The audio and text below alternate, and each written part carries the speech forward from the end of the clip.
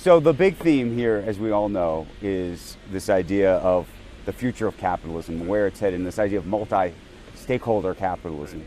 And you've had lots of success, but you've also had a lot of success thinking about these different stakeholders. So how do you see it?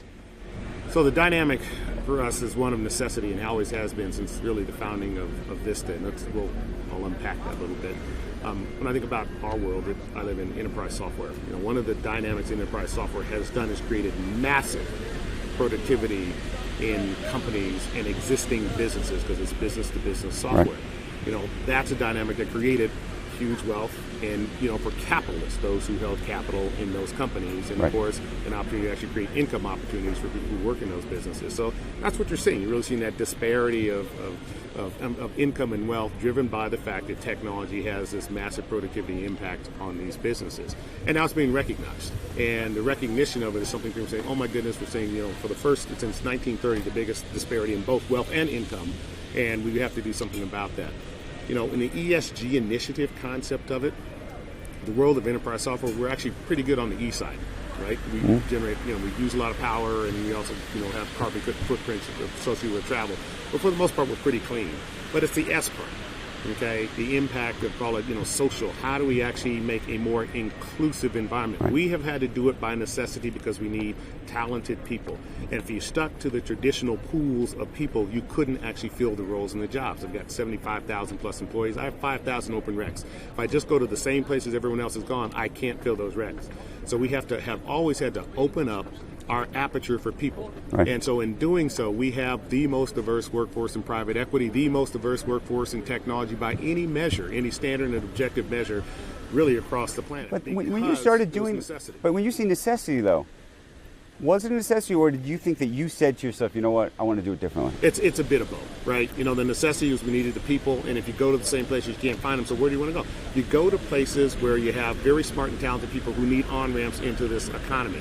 And when you look at the world of private equity and software, and our companies in particular, the businesses and the opportunities we have, we pay 2 times the average private wage. So it actually transforms an opportunity for an individual worker in our business. And of course, if they are a stakeholder in the business, a stockholder, et cetera, it transforms the wealth dynamic for them. So we always talk about, the Trojan horse of our business.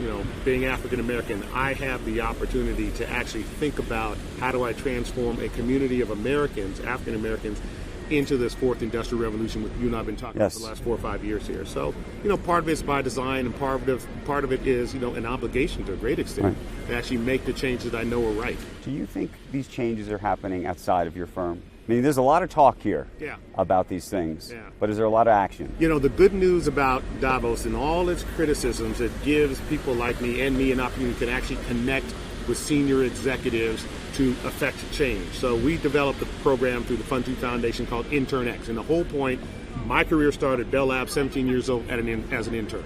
Well, how do we get more African Americans and women into internships? So we created a platform, in essence, a matching platform. But now I come here and get real commitments from Chuck Robbins at Cisco, okay, back in John Donovan at AT&T, and Dan Schumann at PayPal. And just got a big commitment, didn't get the number yet, from AIG. So the whole point is now I can on-ramp by having the CEOs commit to, this makes sense, Robert, we want to do it. How many? Okay, and John will say, oh, Robert, I'll give you 500 internships. Great. And now we're able to fill those. Now 500 African Americans or women now have a chance to participate in the fourth industrial revolution as interns, and then ultimately become full-time employees. So it works, it matters, but here's a place where you can actually make And it's not just hype. No, because it isn't. But that is the critique here in Davos, right? Is that a lot of people... Yeah, but I'll tell you, my experience, but I come here on a mission, right? So my experience, it actually leads to real outcomes, and otherwise I wouldn't bother. When you think about the idea of capitalism, though, just even the concept in the United States right now, there's a debate about whether it even works. And I'm especially curious about how you think the African American community thinks about the idea of capitalism. Sure. That's a long conversation. If you think about it, capital, this whole idea of capital versus labor. Capitalism still is the most efficient system on the planet for uplifting humanity generally. But of course, in general we go up, but we have individual pockets that don't necessarily participate. African Americans have traditionally not participated. In fact, you go look at the Homestead Act, the Southern Homestead Act, redlining around communities, inability to actually gain a foothold in the capital part of capitalism. And so they've always been part of the labor part, right? And that's the dynamic. So part of what we have to do, and what we do is how do you move them into capital? There's been announcements about how do you drive capital into these communities, some of which are policy driven, okay? Some of which are actually individual, and some are philanthropic. So I think we now have the first time in the history of this planet where you can actually generate capital, not owning capital, i.e. intellectual property, using technology, okay, in one generation. But you have to get on-ramped into this technology revolution. You got to get on-ramped. Internships, experiences that actually get you into these software companies, these technology companies. That's what I'm focused on. Do you think young people today in America appreciate that? Especially given the political climate we're in which there really is a stark contrast between the two parties and even within the Democratic Party around this idea of capitalism and socialism? I don't think we've done an adequate job explaining to young people what the benefits or profits in a corporation, and the corporations haven't done an adequate job taking and showing how those profits improve the community in the station. The good news, I was with Chuck yesterday at Cisco. We were talking about, listen, here's how we're educating and training and dealing with homeless problems in Santa Clara, California, one of the wealthiest counties on the planet. But of course, as people got wealthier in that, it displaced people. But how do you now take care of that? The government doesn't necessarily handle some of those issues, but folks who are running businesses can, because they realize if we don't make our community sustainable, we will not have sustainable businesses. But we haven't done, I think, a great job as companies explaining the virtues of capital, the virtues of profit. And as you know, Andrew Carnegie has been a big hero of mine. We don't go through the gospel of wealth with people and help them understand the role of folks like me is to actually drive and manage the disparities using philanthropy as a tool and as an instrument to actually manage some of the issues that come from capitalism and profit as being one of the primary motivators. President Trump's often talked about what he says is record unemployment for African Americans in the United States under his administration. Do you think the African American community appreciates that point? I think, if you didn't have a job and you have one now, you do appreciate it. When did it start? Is it now, et cetera? But we've got record unemployment. That, from what I can tell, that is true. Now, the real question is it just leading to income, or is it actually leading to wealth?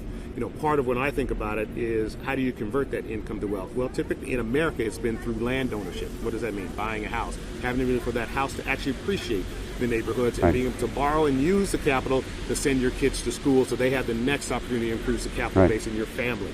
So, like all things, it's a great start to get income, but we now have to convert that income to capital into these communities. That's what African Americans are looking for. Is like didn't participate in, like I said, some of the land grants and the Homestead Act and some of the Southern Homestead Act. That led to a basis of capital for a lot of non-black Americans that their families have been for generations, taking advantage of. Well, the whole point is now how do we ensure that this group of folks, African Americans, have a chance to now participate in that economy that they've been excluded for 8-9 generations. Tell me about the Morehouse donation. Tell me how you thought to do that. How did it come about? The whole inspiration really comes from, I call it an ideological position around how do you liberate the human spirit. I don't think there's anything more beautiful than a liberated human spirit. In the work that I do at Carnegie Hall, for instance, we get to about 600,000 kids a year, bringing music education where it was taken out of the public school systems. And when you see a child liberated, and music can liberate you, education can liberate you, and in some cases the liberation of a burden of debt, because you took the initiative to go to a college, to get educated, take on debt, and then your family, your mother, your grandparents took on debt so that you could be the first one in your family to graduate from college, to go get a job, and now you have a burden of debt that may prevent you from actually buying a house for another 20, 25 years. So when I thought about my capacity as a human being, as an African American male business person, what's a good way to liberate a spirit? What's a good way to liberate 400 spirits 400 years after 1619? And so when I thought about it, I said, this is a good way to do it. There's multiple ways, but I thought this was a good way to liberate 400 people and say, the only thing I want you to do is go give back to your community in ways that you think are important. That's why I did it. And how did you decide to do it the way you did as a surprise? Because if you know how it is, you know how you journalists are. If you tell anybody in advance, it leaks and it loses the impact. I wanted these young men to really think about graduating, what it meant to their parents, their grandparents, and the audience. When you meet some of the parents and grandparents who've come from all sorts of, who've saved money, borrowed money, you want them thinking about just the joy of them graduating. And then at the end saying, here's something else. Someone from our community is going to help you. When you saw that joy, what did you think? It was something just to behold. I saw it on video. I know you were there in person. You saw it right there. It's one of the most beautiful expressions I've ever seen of a human spirit liberated en masse. It was wonderful. Related political question.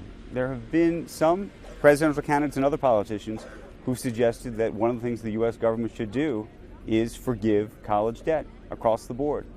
Do you believe in that? It's complicated. There are some folks who have college debt for 20 years. And if you forgive it the past, what about the future? One of the things I'm working on now, which we hope to announce, and I'll call it in coming months. I have actually a very brilliant, who's become a friend now, is actually a former commissioner in the Bush of the IRS, Fred Goldberg, working on a program where if we do it the right way, we will be able to eliminate the student loan burden for all African Americans who study STEM going to HBCUs. And that's kind of forever going forward. But not how do you deal with the people who have that debt today? Is it fair to them? Don't know. So government can do some things for the past. The question is what do we do for the future? Or you can do things for the future. What do you do for folks in the past with that burden? The short answer is we have a problem. That student debt burden is bigger, I think, than consumer debt at this point. Right. We don't have a mechanism so it's sustainable yet. And the most important thing to lift people in their station in life is education, and we have to make it in a way that's affordable and effective. Not just affordable, but effective, and they actually have something to do afterwards that can contribute to that contributes to society. Right. Technology question that relates to Vista. Sure. There's a huge debate in Washington and elsewhere about big tech and the role of big technology companies in terms of stifling innovation. Not just in terms of competition, but in terms of actually the ability, for example, for companies who you're going to sell to eventually. If you buy a company, right, create a company, who are you going to sell to? Mm-hmm. Do you think there's a problem? I don't. Let me tell you. As big as we are, we're really the fourth largest enterprise software company in the world if you aggregate all of our holdings. The key is aggregating all the holdings. We have 65, we just sold a company today, so 64 software companies. And each of them sell to specific verticals or horizontal and provide specific services to that particular instance. The key in my mind as an investor is think about, do we actually have the ability to create value for our customers? And that's the most important thing. On average, our companies have a 650% ROI for the products that we sell to our customers. So there's massive demand for it because it creates massive productivity into what they do. So that's kind of point number one. Point number two, enterprise software at least has a high free cash flow component to it. So while you may not be able to quote unquote sell every one of the businesses, they deliver a fair amount of cash flow, so you can always return capital to your shareholders at a fair rate. How much do you worry though that the AWSs of the world, the Google Clouds, the Microsoft Azures are going to start building in some of this type of functionality though into their quote-unquote stack? Yeah. There is always that. That's the nature of competition. That's the nature of capitalism, right? And so part of what we have to do is be thoughtful, anticipate, still be best of breed. Enterprise software and software companies still are, winner take most type of businesses. Those who have a superior product will often dominate that market for periods of time, Right. And we have seen this many times in history. The last time we saw the wide disparity in wealth and income, what happened? You had a concentration of wealth in businesses that actually dominated certain segments. The government stepped in at that point in time. You tell me, was the aftermath worth it or not? Who knows, right? But there's a dynamic here where you're actually seeing that, because if you are a first mover and you've built walls around those organizations technically or through product superiority or some execution excellence dynamic, you might be in that and own that market for decades. And the question is, does it make it anti-competitive, or does it make it just more efficient for everyone that you serve and create a lift in the rest of the industry? I would argue today, because of this mass distribution of technology, computing power, and connectivity, and now the applications that are part of it, we have as a society, on whole, benefited greatly. Lifting people out of poverty, education, healthcare, all those sort of things, because we're utilizing this technology well. but not everyone has the same sort of opportunity. We did great on the whole, not in all of the parts.